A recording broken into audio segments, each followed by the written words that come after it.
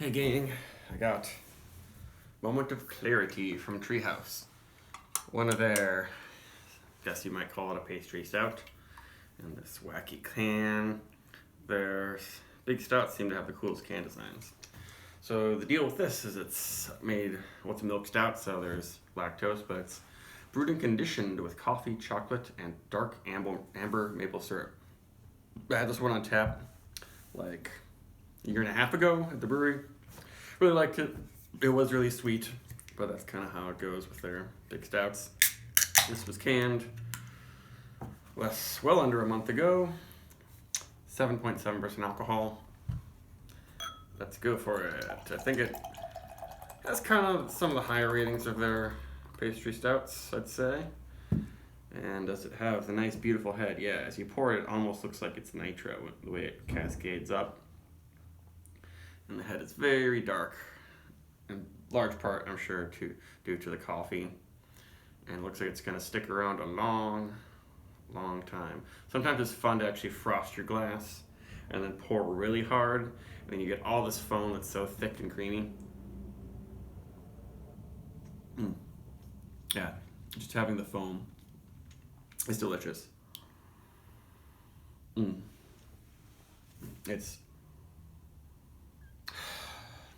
just smells like some kind of candy bar in a way. What I really love is this toasted marshmallow Whoppers, like malted milk ball thing I get from a lot of their stouts. The way that all the malted barley and the lactose mixes together, especially because there's actually chocolate in here too. So that's bringing an extra chocolatey note.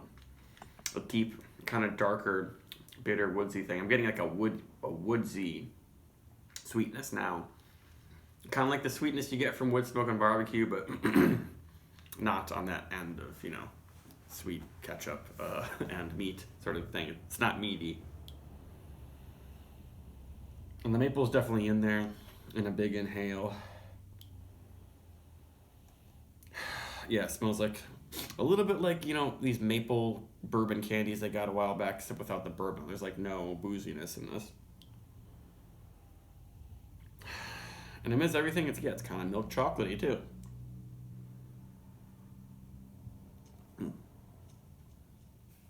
Really big full mouthfeel.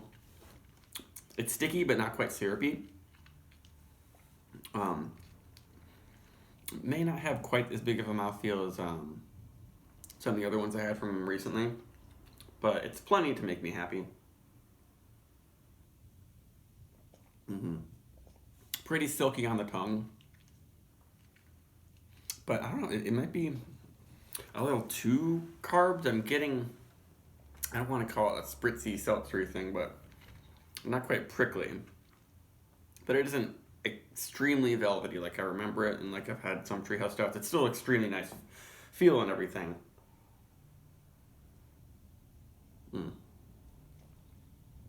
Yeah, when you move your tongue through it, it's got some weight and some silk to it. But then as you swallow it, it gets a little more bubbly and drier and spicier. And the chocolate and coffee is definitely giving it some tannins in the finish to help balance things out a little bit. And I like that the maple isn't overloaded in this, because just dumping a bunch of maple syrup in a beer, it can make it taste good, but it makes it like crazy saccharine sweet. And this one is close to there, but they held back just a little bit, I would say, to prevent it from being that. Yeah. Oh, they say chocolate covered maple cream candies. Yeah, I agree with that for the most part.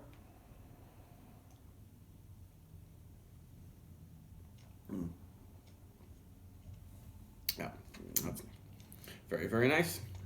Deserves close to a 4.5, I would say. But I just got like one can. They have like 10 different stouts available. I just got like one can of each, because I don't want to drink these kinds of beers every day. I'm not a pastry boy, but it's super fun. Like I would say, even if you don't think you like all these pastry stouts from them, they do such a great job, and they're in a small package. Like this is only 7.7%. Like most breweries try to do this with a 10% beer, and it's not even as good. So I would recommend, just getting a can each of whatever fun flavored stouts they have.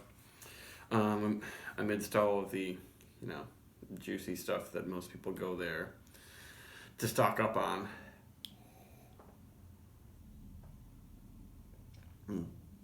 Well, maybe as like some of the carbonation dies down, the mouthfeel will get a little bit smoother. It seems like it's doing that already.